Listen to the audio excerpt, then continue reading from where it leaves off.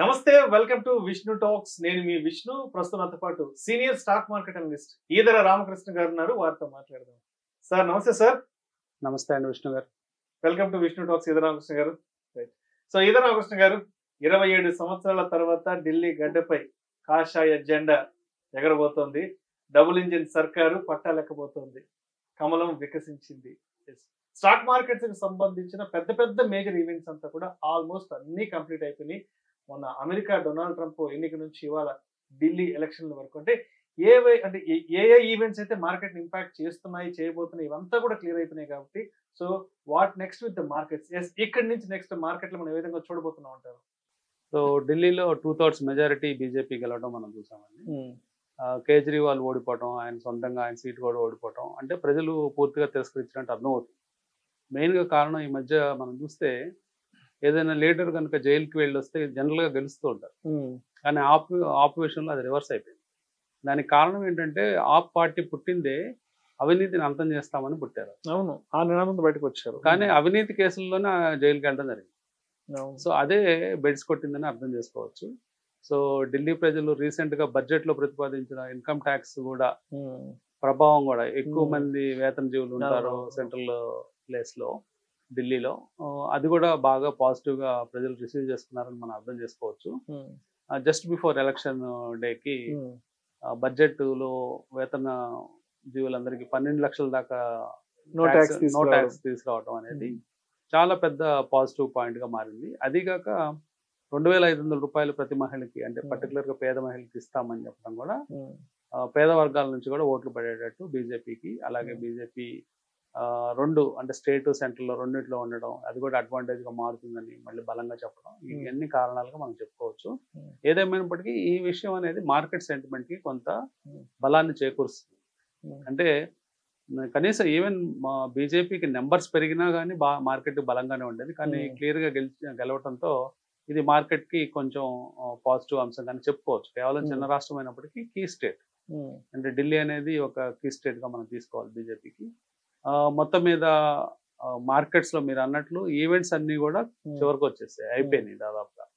అంటే ఇంకా పెద్ద ఈవెంట్స్ అనేవి ఏమీ లేవు. అంటే ట్రంప్ ప్రమాణ స్వీకారం దగ్గర నుంచి తీసుకుంటే లాస్ట్ 2 weeks లో ట్రంప్ ప్రమాణ స్వీకారం, అట్లాగే బడ్జెట్ తర్వాత Delhi election result, RBI monetary policy, ఈ ఇంకొక వారం రోజుల్లో మొత్తము క్వార్టర్లీ ఫైనాన్షియల్ రిజల్ట్స్ అయిపోవటం, దాదాపుగా అన్ని ఈవెంట్స్ అయిపోయినట్లుగానే మనం అనుకోవచ్చు. సో మార్కెట్స్ అయితే ఇక్కడి నుంచి ఏం చేస్తాయి అనేది చాలా క్రూషియల్. అంటే ఇంకా ఇంకో చిన్న ఈవెంట్ ఏంటంటే రేపు 12వ తేదీ బయలుదేరి ప్రధానమంత్రి యుఎస్ ట్రిప్ లో ఉన్నారు, అమెరికాకి వెళ్తున్నారు. దానికి వెళ్ళబోయే ముందు కొన్ని మెజర్స్ తీసుకునే అవకాశాలు ఉన్నాయి. అట్లాగే అక్కడికి వెళ్ళిన తర్వాత ట్రంప్ తో తను ఏం డిస్కస్ చేస్తారు, ఎలాంటి పాలసీస్ ని ఇద్దరు షేర్ చేసుకుంటారు, లేదా ఇంప్లిమెంట్ చేయడానికి ఇద్దరు ఆసక్తి చూపిస్తారు అనే విషయాల మీదే మార్కెట్ ఇంకా ఎదురు చూస్తుంది. దానికి మించి పెద్ద ఈవెంట్స్ అనేవి, మేజర్ ఈవెంట్స్ అన్ని అయిపోయినట్టే పడుతుంది. సో అయితే ఇప్పుడు ఢిల్లీ ఎన్నికల ఫలితాలు అనేవి వీకెండ్ లో శనివారం వచ్చాయి కాబట్టి, బట్ ఇవాళ మార్కెట్ రియాక్షన్ ఏంటి అనేది మనం చూడలేకపోయాం. కాబట్టి సో మండే నుంచి మార్కెట్ రియాక్షన్ ఏ విధంగా ఎక్స్పెక్ట్ చేయొచ్చు అంటారు, ఈ ఫలితాలని దృష్టిలో ఉంచుకొని, ఈ గెలుపుని దృష్టిలో ఉంచుకొని? అంటే మార్కెట్స్ జనరల్ గా కొన్నిసార్లు ఇప్పుడు యాక్చువల్ గా మార్కెట్స్ ని జడ్జ్ చేయడం చాలా కష్టం అండి. అంటే కొన్నిసార్లు ఎలా ఉంటాయండి మార్కెట్స్, ఇప్పుడు మెయిన్ గా బడ్జెట్ రియాక్షన్ అనేది రేపు మండే నుంచి కనిపిస్తుంది. రేపు మండే రోజు ఎలాంటి రియాక్షన్ అయితే మార్కెట్ లో కనిపిస్తుందో that is the final judgement లాగా ఉంటుంది. ఎందుకంటే జనరల్ గా బడ్జెట్ అయిపోయిన ఒక వారం రోజుల పాటు మార్కెట్స్ కన్ఫ్యూజ్ చేస్తాయి అందరినీ.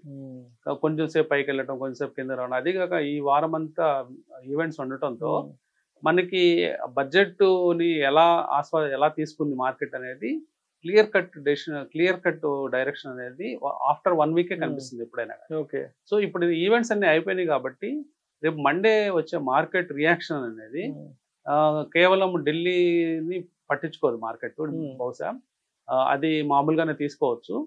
కొంత సెంటిమెంట్ ఇంప్రూవ్ అయినప్పటికీ ఇప్పుడు మండే నుంచి వచ్చే రియాక్షన్, నెక్స్ట్ వీక్ రియాక్షన్ అనేది క్లియర్ గా బడ్జెట్ మీద మార్కెట్ ఏం చేస్తుంది అంటే బడ్జెట్ గురించి పాజిటివ్ గా తీసుకుంటుందా లేదా నెగటివ్ గా తీసుకుందా అనేది క్లియర్ గా తెలిసిపోతుందండి. సో మొత్తం మీద ఎఫ్ఐఎస్ అయితే కొంత స్పీడ్ తగ్గించినట్టు కనిపిస్తుంది. అంటే సెల్లింగ్ స్పీడ్ కొంచెం తగ్గించారు. గతంలో 1000 కోట్లు అమ్మే వాళ్ళు ఇప్పుడు 100 కోట్లలోకి వచ్చారు. సో రేపు మనం నెక్స్ట్ వీక్ అనేది చాలా క్రూషియల్ వీక్ గా మనం చెప్పుకోవాలి. ఈవెంట్స్ అన్ని అయిపోయిన టైంలో మన మార్కెట్స్ ఎలా బిహేవ్ చేస్తాయి అనేది ఆసక్తిగా ఎదురు చూడాల్సిన అంశం. అంటే ఈ నిఫ్టీ సూచిస్తున్నట్టు -80 పాయింట్స్ ఫ్రైడే నైట్ మనకి చూపిస్తుంది నిఫ్టీ. అయినప్పటికీ ఈ రిజల్ట్స్ తో అది పాజిటివ్ గా కొంత టర్నింగ్ తీసుకున్నా కానీ న్యూట్రల్ అనుకోవచ్చు. సో మండే నుంచి రియాక్షన్ అనేది క్లియర్ గా బడ్జెట్ గురించి వచ్చే ఇంపాక్ట్ అని చెప్తాను. సో ఇది ఇప్పుడు బడ్జెట్ తర్వాత నుంచి అంటే మార్కెట్లు బాగా ఊపందుకున్న సెక్టార్స్ ఏమున్నాయి, అంటే బాగా బలోపేతం అయినవి, బలోపేతం కాబోతున్న సెక్టార్స్ ఏమున్నాయి? పర్టికులర్ గా 4 సెక్టార్స్ కొంచెం పుంజుకుంటున్నట్టు అర్థమవుతుందండి. ఒకటి ఆటోమొబైల్ సెక్టార్, తర్వాత ప్రైవేట్ బ్యాంక్స్ తో పాటు ఫైనాన్షియల్ సెక్టార్స్. ఈ ఫైనాన్షియల్ సెక్టార్స్ పర్టికులర్ గా మనం బజాజ్ ఫైనాన్స్ ఇవన్నీ కూడా 52 వీక్ హై దాటుకొని మల్టీ ఇయర్ హై దాటుకొని ట్రేడ్ అవడం మనం గమనిస్తున్నాము. శ్రీరామ్ ఫైనాన్స్, ఇట్లా కొన్ని ఫైనాన్స్ గ్రూప్ లో ఫైనాన్స్ కంపెనీస్ అన్ని కూడా భారీగా పెరుగుతున్నాయి. మెటల్స్ లో కొన్ని షైన్ అవుతున్నాయండి. అంటే పర్టికులర్ గా వేదాంత ఒకటి పెరిగే అవకాశాలు చాలా క్లియర్ గా కనిపిస్తున్నాయి. మెటల్స్ కూడా పుంజుకునే అవకాశాలు కనిపిస్తున్నాయి. మెయిన్ గా ఇన్ఫ్రా మీద దాదాపుగా 11 lakh crores బడ్జెట్ అలొకేషన్స్ ఉన్నాయి. సో అవన్నీ కూడా ఇంప్లిమెంటేషన్స్ జరిగేటప్పుడు మెటల్ కన్సంప్షన్ అనేది భారీగా పెరిగే అవకాశం ఉంది. అందులో పర్టికులర్గా వేదాంతాన్ని నేను ప్రిఫర్ చేస్తానండి. ఎందుకంటే వేదాంతలో మల్టిపుల్ మెటల్స్ ఉన్నాయి, అంటే చాలా మెటల్స్ ఉన్నాయి. అంటే ఇప్పుడు లెడ్ కానీ లేకపోతే కాపర్ కానీ, ఓన్లీ స్టీలే కాదు, ఇవన్నీ కాకుండా ఆయిల్ అండ్ గ్యాస్ కూడా ఉంది. కాబట్టి వేదాంతాన్ని ప్రిఫరబుల్ కంపెనీగా తీసుకోవచ్చు మనం. సో వేదాంతాలో పెట్టుబడులు పెట్టుకోవచ్చు. సో ఈ పర్టికులర్గా ఈ 4 సెక్టర్స్ అండి, auto, financial, private banks, metals అనేది ఫస్ట్ ఫేజ్లో అంటే ఇప్పుడు కోలుకున్న స్టాక్స్లో ఉన్నాయి. అట్లాగే టెలికాంలు కూడా మనం తక్కువ అంచనా వేయలేము. టెలికాం స్టాక్స్లో పర్టికులర్గా భారతీ ఎయిర్టెల్ మొన్న కూడా 5% పెరగడం చూసాము. సో భారతీ ఎయిర్టెల్ కూడా ఇక్కడ నుంచి కూడా ఇంకా పెరిగే ఛాన్స్ కనిపిస్తుంది. అట్లాగే ఇండస్ టవర్స్, కొన్ని టెలికాం సంబంధించిన కంపెనీస్ అన్ని కూడా మార్కెట్లో బలం పుంజుకునే అవకాశాలు ఉన్నాయి. తర్వాత బడ్జెట్లో తీసుకున్న నిర్ణయాల వల్ల అంటే ఇప్పుడు పవర్ సెక్టార్లో మంచి నిర్ణయాలు వచ్చాయి, కానీ ఆ నిర్ణయాల వల్ల ఏ కంపెనీస్ బెనిఫిట్ అవుతాయి అనేది క్లియర్గా మనకి ఇప్పుడే తెలియదు. ఒక 6 monthsలో కానీ తెలిసే అవకాశం లేదు.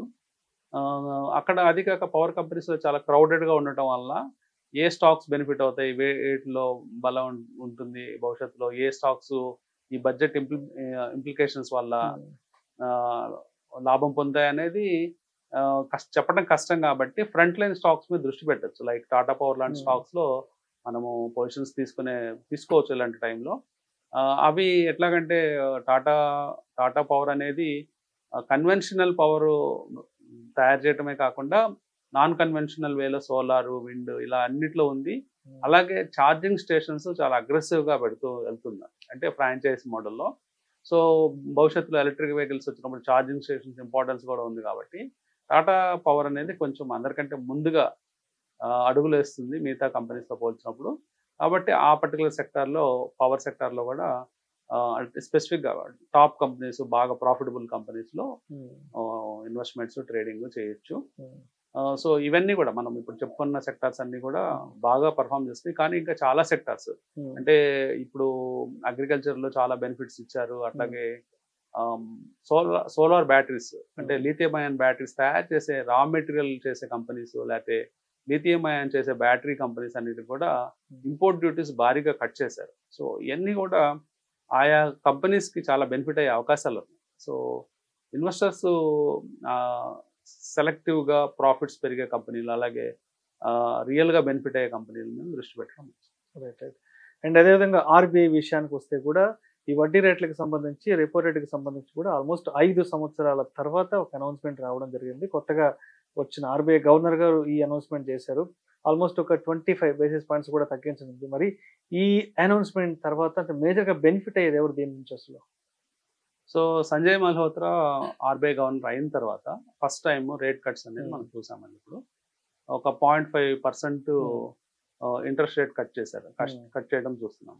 సో బెనిఫిట్ అనేది మొత్తం ఎకానమీ మీద స్ప్రెడ్ అవుతుంది. జనరల్గా ఇంట్రెస్ట్ రేట్స్ తగ్గించే కొద్దీ మేజర్ సెక్టార్స్ అన్ని కూడా బెనిఫిట్ అవుతాయి. మెయిన్గా అందరికీ వడ్డీ రేట్లు అనేవి కొంచెం తగ్గుతాయి. మెయిన్గా ఎక్కువ బ్యాంక్స్ మీద లోన్స్ తీసుకొని కంపెనీస్ నడిపే వాళ్ళకి ఎక్కువ బెనిఫిట్ ఉంటుంది. ఈవెన్ మనకి చూడటానికి 0.5% అయినప్పటికీ ఒకసారి సైకిల్ మొదలైంది అంటే రాబోయే మీట్స్లో కూడా ఆర్బీఐ మీట్స్లో కూడా ఇంట్రెస్ట్ రేట్స్ కట్ అవుతూనే ఉంటాయి. అంటే రాబోయే మీట్స్లో కూడా కట్ అయ్యే ఛాన్స్ ఉంటుంది. డౌన్ ద లైన్ మనం చూసుకుంటే ఆల్మోస్ట్ 1% 1.5% దాకా ఇంట్రెస్ట్ రేట్స్ కట్ అయ్యే ఛాన్సెస్ ఉన్నాయి. కాబట్టి మనము ఇమీడియట్గా అంటే ఆర్బీఐ తీసుకునే నిర్ణయాల వల్ల ఓవరాల్ ఎకానమీ బెనిఫిట్ అవుతుందండి. ఈవెన్ కొన్ని ఫైనాన్స్ కంపెనీస్ కూడా బెనిఫిట్ ఎక్కువ అవుతాయి. ఎందుకంటే మనము కేవలము కస్టమర్స్ని అట్రాక్ట్ చేయడానికి కానీ మనకి ఇంట్రెస్ట్ రేట్ తగ్గిపోయిందంటే ఆదాయం తగ్గిపోయింది అనుకోవడానికి లేదు. మళ్ళీ ఓవరాల్గా వాళ్ళకు కూడా ఇంట్రెస్ట్ తగ్గుతుంది. వాళ్ళు ఎక్కడైతే లెండ్ చేస్తారో మనీని దాంట్లో కూడా ఇంట్రెస్ట్ రేట్ తగ్గే అవకాశం. అండ్ అదేవిధంగా Q3 రిజల్ట్స్ సో మార్కెట్ని ఏ విధంగా ఇంపాక్ట్ చేసే అవకాశం ఉందంటారు? Q3 రిజల్ట్స్ ఆల్రెడీ కంపెనీ స్పెసిఫిక్గా మూవ్మెంట్స్ చూసామండి. అంటే ఈవెంట్స్ మధ్యలో ఈ రిజల్ట్స్ అన్ని రావటం. సో మనం ఓవరాల్గా ఇప్పుడు మొత్తం కంపెనీస్ అనలైజ్ చేస్తే రిజల్ట్స్ వచ్చినంత వరకు మనకి 43% of the large cap companies మంచి రిజల్ట్స్ పాజిటివ్ రిజల్ట్స్ ఇవ్వడం జరిగింది. అట్లాగే మిడ్ క్యాప్లో 44% దాకా మంచి రిజల్ట్స్ రావడం జరిగింది. అట్లాగే స్మాల్ క్యాప్లో వచ్చేటప్పటికి 41% మంచి రిజల్ట్స్ ఇచ్చారు. బ్యాడ్ రిజల్ట్స్ కనుక మనం కన్సిడర్ చేస్తే almost around 22 to 25% companies bad results ఇచ్చాయి.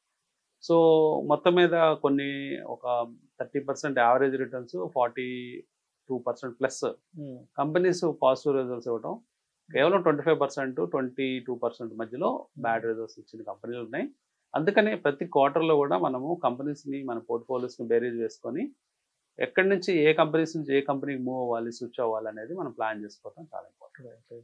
అండ్ అదేవిధంగా మోడీ గారి అమెరికా పర్యటన కంటే ముందే ఒక 30 రకాల విదేశీ వస్తువులపైన దిగుమతి సుంకాన్ని పెద్ద ఎత్తున తగ్గించబోతున్నట్లుగా కూడా మనకు ఆల్మోస్ట్ న్యూస్ రావడం జరిగింది. సో ఏ ప్రోడక్ట్స్ మీద తగ్గించబోతున్నారు, ఎందుకు తగ్గించబోతున్నారు, దీనివల్ల మేజర్గా ఎవరికి బెనిఫిట్ జరగబోతోంది?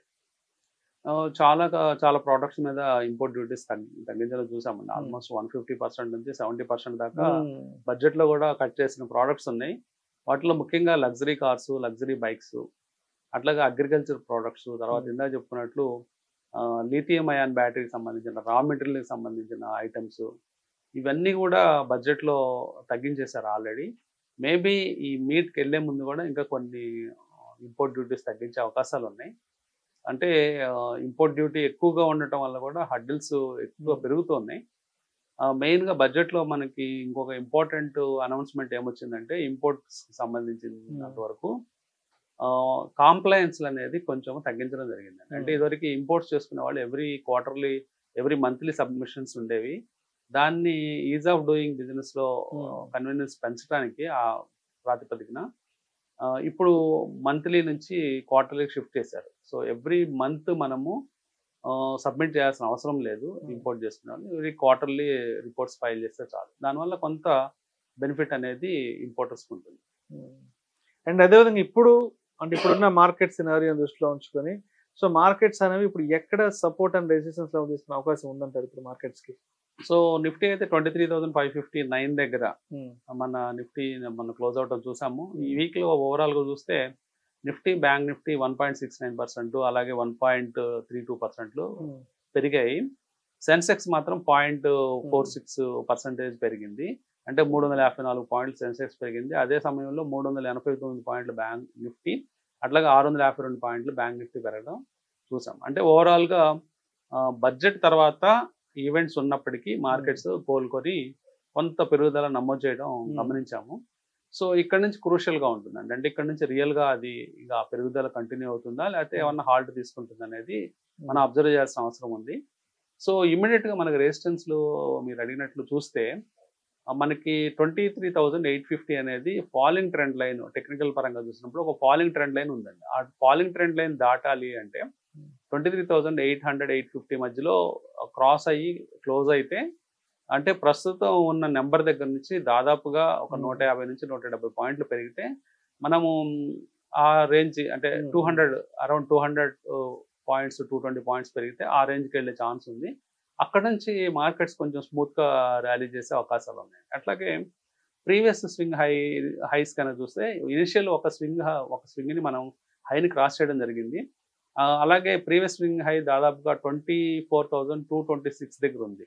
సో ఆ ప్రైస్ కనుక క్రాస్ అయితే ఇంకా మార్కెట్స్ కొంచెం ఉత్సాహంగా ట్రేడ్ అయ్యే అవకాశాలు చాలా క్లియర్ గా ఉన్నాయి. అప్పుడు దాకా మార్కెట్స్ లో కొంత ఊగిసలాట, కొంచెం కరెక్షన్, వాలటిలిటీ ఇవన్నీ ఉండే అవకాశాలు ఉన్నాయి. అంటే దాదాపు ఇక్కడ నుంచి 700 పాయింట్ల పైన ఉండే రెసిస్టెన్స్ అనేది చాలా కీలకం అండి. అంటే ఆ రెసిస్టెన్స్ దాటిన తర్వాతే మార్కెట్ లో కొంచెం స్మూత్ గా మార్కెట్స్ పైకి జర్నీ చేసే అవకాశాలు ఉన్నాయి. అట్ ద సేమ్ టైం మనం సపోర్ట్స్ కనుక తీసుకున్నట్లయితే రీసెంట్ గా ఏదైతే లో హిట్ అయిందో జనవరిలో, ఆ లో వచ్చేటప్పటికి 22,786. సో 22,786 దగ్గర ఒక లో ఫార్మేషన్ అనేది చూసాం. సో ఇనిషియల్ గా అయితే మాత్రం 23,200 అనేది ఒక సపోర్ట్ గా ఉంది. అది గనక బ్రేక్ అయితే 23,200 బ్రేక్ అయితే next immediate and final support వచ్చేటప్పటికి 22,786. సో అది గనక బ్రేక్ అయితే మార్కెట్స్ క్లియర్ గా 1000 పాయింట్స్ కోల్పోయే ఛాన్స్ ఉంది. సో ఆ రెండు నెంబర్స్ చాలా కీలకంగా ఉన్నాయి కాబట్టి అవి కొంచెం క్లోజ్ గా వాచ్ చేయమని ఇన్వెస్టర్స్ ని ట్రేడర్స్ ని చెప్తాను. అంటే మెయిన్ గా గుర్తు పెట్టుకోవాల్సింది 23,200 అది కనుక కోల్పోతే లీస్ట్ అంటే స్వింగ్ లో వచ్చి రీసెంట్ స్వింగ్ లో 22,786. ఆ రెండు మాత్రం చాలా కీలకం కాబట్టి అవి నోట్ చేసుకొని అవి ఇంపార్టెంట్ లెవెల్స్ గా గుర్తుపెట్టుకుని సరే. అండ్ అదేవిధంగా ఒకసారి కొంచెం గోల్డ్ మార్కెట్ గురించి కొంచెం డీటెయిల్ గా మాట్లాడుకుందాం. సో అంటే గోల్డ్ కూడా మార్కెట్ లో ఉన్న కొంత న్యూస్ ని బట్టి కూడా గోల్డ్ మార్కెట్ కూడా మూవ్ అవుతుంటది కాబట్టి, సో ఏదైతే ఇందాక మార్కెట్ గురించి మాట్లాడుకున్నాం అదేవిధంగా గోల్డ్ కి సంబంధించి కూడా పెద్ద పెద్ద ఈవెంట్స్ అంతా కూడా ఆల్మోస్ట్ అన్ని క్లోజ్ అయిపోయినాయి కాబట్టి, ఆర్బీఐకి సంబంధించి, ట్రంప్కి సంబంధించి ఇలా ఇలాంటి ఈవెంట్స్ అంతా అయిపోయినాయి కాబట్టి, సో నెక్స్ట్ ఏంటి గోల్డ్ మూవ్మెంట్ మనం ఏ విధంగా చూడొచ్చు అంటారు? అంటే మిడిల్ ఈస్ట్ లో అలాగే గల్ఫ్ ఏరియాలో ఉన్న వాతావరణం ఇంకా టెన్షన్ వాతావరణం ఉందండి. అంటే వార్ కైండ్ సినారియోనే కనిపిస్తూ ఉంది. అట్లాగే ట్రంప్ తీసుకునే నిర్ణయాలు, ట్రంప్ చేసే కవ్వింపు వ్యాఖ్యలు ఇవన్నీ కూడా గ్లోబల్ గా అలజడిని క్రియేట్ చేస్తూ ఉన్నాయి. సో అందుకనే మనకి గోల్డ్ ట్రంప్ వచ్చిన తర్వాత కంటిన్యూస్ గా పెరగటం గమనిస్తున్నాం. ప్రమాణ స్వీకారం తర్వాత కూడా రీసెంట్ గా మనం ఒక వారం 10 రోజుల క్రితం చేసిన ఎపిసోడ్ అప్పుడు కూడా ఉన్న రేట్ కంటే ఇంకా ఒక 3,000 4,000 రూపీస్ గోల్డ్ పెరిగిపోయింది. వారం 10 రోజుల్లోనే, వారం రోజులు 10 రోజులు లోపలే. దీనంతా కారణం ఏంటంటే ట్రంప్ చేసే న్యూస్లు అంటే వ్యాఖ్యలు, కంట్రీస్ మధ్యలో గొడవలు, ఏదో ఒకటి సమస్యలు పరిష్కారం ప్రదర్శిస్తూ ఉంటాడు. ఆ దూకుడుతనం వల్లే ఈ గోల్డ్ అనేది అలజడి వల్ల జనరల్ గా గోల్డ్ ప్రైసెస్ ఎప్పుడైనా పెరిగితే మనకు తెలిసిన విషయం అందరికి జియో పొలిటికల్ టెన్షన్స్ అది. ఆ టెన్షన్స్ ఉన్నప్పుడల్లా ఏ కంట్రీ వాళ్ళైనా వాళ్ళు బిలీవ్ చేసేది గోల్డ్ నే బిలీవ్ చేస్తారు. సో అందువల్ల గోల్డ్ కంటిన్యూస్ గా పెరుగుతుంది. భవిష్యత్తులో ఇంకా ఎక్కువ నెంబర్స్ కి వెళ్ళే అవకాశాలు ఉన్నాయి. మనం లాస్ట్ వీడియోలో కూడా చెప్పుకోవడం జరిగింది. ఆల్మోస్ట్ 95 ఈ సంవత్సరం మనం 95,000 to 1 lakh పాయింట్ మధ్యలో చూసే అవకాశాలు ఉన్నాయని. కానీ చాలా వేగంగా పెరుగుతూ ఉంది. అది ఆశ్చర్యకరంగా ఉన్నప్పటికీ అది వాస్తవమే. అది జనరల్ గా మనం అబ్జర్వ్ చేస్తుంటే గోల్డ్ పెరిగిన తర్వాత ఒక 10% కరెక్షన్ కానీ 5% కరెక్షన్ కూడా ఎక్కడ తీసుకోవటం లేదు. మాక్సిమం తీసుకుంటే ఒక 2 to 3% కరెక్షన్ తీసుకొని మళ్ళీ పైకి వెళ్తూనే ఉంది. సో ఇది ఇంకా ఇలాగే కంటిన్యూ అయ్యే అవకాశాలు ఉన్నాయి. అంటే ఈ టారిఫ్స్ పెంచడము, అట్లాగే గ్రోత్ పాయింట్ ని అజెండాగా పెట్టుకున్నారు ట్రంప్. అమెరికాలో వాళ్ళ కంట్రీని తొందరగా బాగా బలంగా గ్రో చేయాలి ఎకనామిక్ గాని. ఎప్పుడైతే గ్రోత్ పెట్టుకున్నారో అజెండాలో జనరల్ గా ఇన్ఫ్లేషన్ కూడా అదే లైన్ లో పెరుగుతూ ఉంటుంది. ఇన్ఫ్లేషన్ పెరిగిందంటే గోల్డ్ ఆటోమేటిక్ గా పెరుగుతుంది. సో న్యాచురల్ గా సైకిల్ అన్నమాట. ఈ సైకిల్స్ లో భాగంగానే గోల్డ్ పెరుగుతుందని మనం అర్థం చేసుకోవచ్చు. వీటితో పాటు అన్ని కారణాలు మనకు తెలుసు. ఇండియా, చైనాలో ఉన్న డొమెస్టిక్ డిమాండ్ కావచ్చు, సెంట్రల్ బ్యాంక్స్ డిమాండ్ కావచ్చు. సెంట్రల్ బ్యాంక్స్ అవకాశం ఉన్నప్పుడల్లా కొనడం ఇవన్నీ చేయటం కూడా ఒక అంశంగా చెప్పుకోవాలి. సో ఇప్పుడు ఆల్మోస్ట్ ఒక 86-87 దగ్గరకు వచ్చేసింది కాబట్టి, అంటే ఇంకా 1,00,000కి చేరువవడానికి ఇంకా ఎంత సమయం పట్టొచ్చు అంటారు? 2025 ఎండింగ్ కి 1,00,000కి వస్తుందా, లేదంటే జస్ట్ ఇంకొక కపుల్ ఆఫ్ మంత్స్ లో, ఒక 3-4 months లో ఏదన్నా ఒక 1,00,000కి చేరువయ్యే అవకాశం ఉంటుందంటారా? 1,00,000 అనేది మనం ఎగ్జాక్ట్ గా నెంబర్ అనేది చెప్పలేకపోయినా చాలా ఫాస్ట్ గా పెరిగే ఛాన్స్ ఉంది. అంటే ఇప్పుడు ట్రంప్ లాంటి వాళ్ళు ఓవర్ నైట్ ఒక కంట్రీ మీద అటాక్ చేసాము ఇలాంటి కామెంట్స్ వినిపిస్తున్నాయి. సడన్ గా ఒక మిలిటరీ ప్లేన్ పంపించినా చాలు, ఈ గోల్డ్ ఆగదన్నమాట. అంటే జనరల్ గా ఈ టెన్షన్స్ వాతావరణంలో ఉన్నప్పుడు గోల్డ్ స్పీడ్ గా పెరుగుతుంది. సో గ్రాడ్యువల్ గా ఒక 10% గ్రోత్ ఇక్కడ నుంచి 10% 15% గ్రోత్ వేసుకున్నా కానీ ఈజీగా 95,000 అనేది అవలేలుగా క్రాస్ అవుతుంది. సో 1 lakh అనేది పెద్ద ఆశ్చర్యపోయే అంశం కాదు. నేను 1 lakh రూపీస్ గోల్డ్ టచ్ అయితే 2025లో ఆశ్చర్యపోను. సో ఏదైనా సరే మొత్తానికి ఇక మున్ముందు గోల్డ్ పెద్ద ఎత్తున పెరగడానికి మన ట్రంప్ గారు తీసుకునే నిర్ణయాలు అంటారు అంతే. సో ఆయనకి ఏదో ఒక టైంలో ఏదో ఒక దేశం మీద ఏదో ఒక ర్యాకెటో లేదంటే ఏదో ఒక యుద్ధ విమానం పంపించాడంటే అది లక్షకి వెళ్ళిపోయే అవకాశం అయితే స్పష్టంగా కనిపిస్తుంది. Thank you sir, thank you so much Edara Ramakrishna గారు. థ్యాంక్ యూ అండి.